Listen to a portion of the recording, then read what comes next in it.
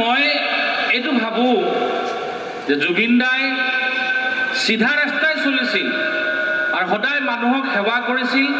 পশু পক্ষীৰ পৰা লৈ যিমান যত যি আছে সকলোকে মৰম কৰিছিল, সেৱা কৰিছিল, চিধা মানুহ আছিল, ষ্ট্ৰেট কাট কথা কোৱা ব্যক্তি আছিল।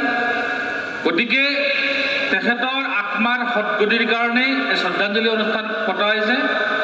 গতিকে আমি সকলোৱে এইটো কথা চিন্তা কৰিব লাগিব যে জুবিন দাৰ যিখিনি আদৰ্শ, যিখিনি গুণ আছিল, এই গুণখিনি যাতে আমাৰ গোটেই ভাৰতবৰ্ষৰ সকলো মানুহৰ গাত আহি যায়। ফৰকাটিং বয়জ ক্লাব তেখেতলোকক আমি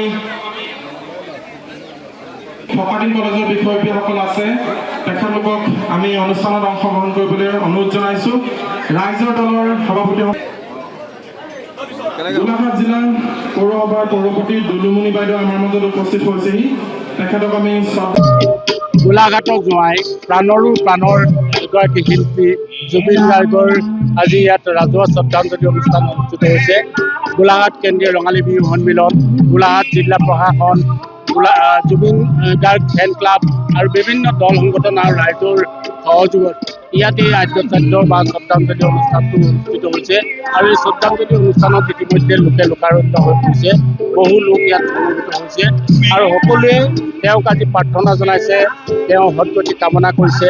আৰু লগতে আজি এই শ্ৰদ্ধাঞ্জলি অনুষ্ঠানৰ পৰাই সকলোৱে তেওঁক যিহেতু হত্যাকাণ্ড কৰা বুলি বা হত্যাকাণ্ড সংঘটিত হোৱা বুলি ইতিমধ্যে প্ৰচাৰ হৈছে, গতিকে এই ঘটনাত জড়িত সকলোকে দোষীক চিনাক্ত কৰি এক উচ্চ পৰ্যায়ৰ তদন্তৰ জৰিয়তে শাস্তি প্ৰদানৰ দাবী জনাইছে গোলাঘাটবাসী ৰাইজে। যিহেতু এগৰাকী গোলাঘাটৰ জোঁৱাই হিচাপে জুবিন গাৰ্গক সকলোৱে মৰম কৰে আৰু তেওঁক সকলোৱে শ্ৰদ্ধা জনায়। এই শ্ৰদ্ধা জনাই আজি শ্ৰদ্ধাঞ্জলি অনুষ্ঠানৰ লগতে মায়াবিনী গীতটো প্ৰায় 10,000ৰো অধিক লোকে একেলগে এই গীতটো আজি পৰিৱেশন কৰাৰ এক প্ৰস্তুতি চলোৱা হৈছে।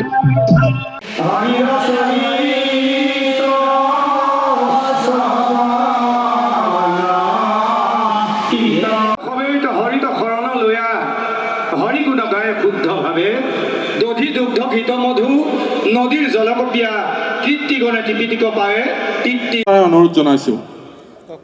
গোলাঘাটত জুবিনদাৰ আজি আদ্যশ্ৰাদ্ধ মৈত্ৰী সংঘ প্ৰগতিচৰা তেখেতলোকৰ জুবিন গাৰ্গ নামৰ যিটো সত্তা, সেই সত্তাটো মানুহৰ শিৰাই শিৰাই প্ৰবাহিত হৈ আছে। অকস্মাতে এইজন শিল্পী আমাৰ মাজৰ পৰা নোহোৱা হ'ল আৰু এই গোলাঘাট, এইখন গোলাঘাটৰ এইখন সমন্বয়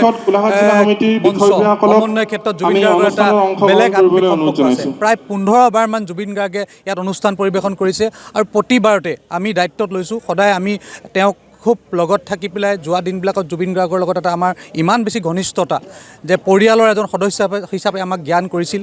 লগতে জুবিন গাৰ্গৰ সহধৰ্মিনী গৰিমা শইকীয়া গাৰ্গ গোলাঘাটৰে জীয়ৰী, আমাৰ বাল্য বন্ধু।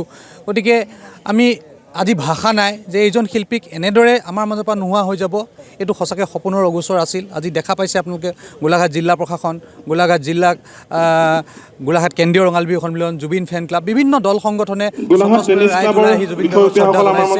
গতিকে আমি এটাই আশা কৰোঁ যে এইজন মহান আত্মা যিখিনি সৃষ্টিৰ আজি, সেই সৃষ্টি আজিখিনি আমি আগুৱাই নিব লাগিব, জীৱন্ত কৰি ৰাখিব লাগিব।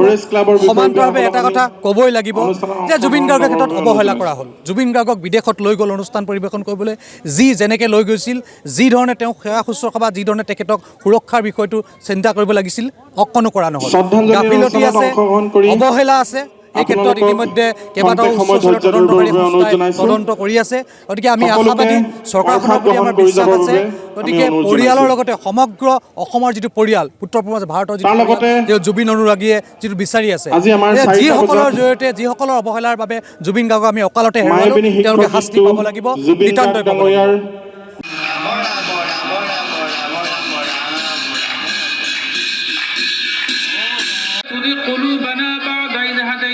وهب لنا من لدنك رحمة إنك أنت الوهاب رب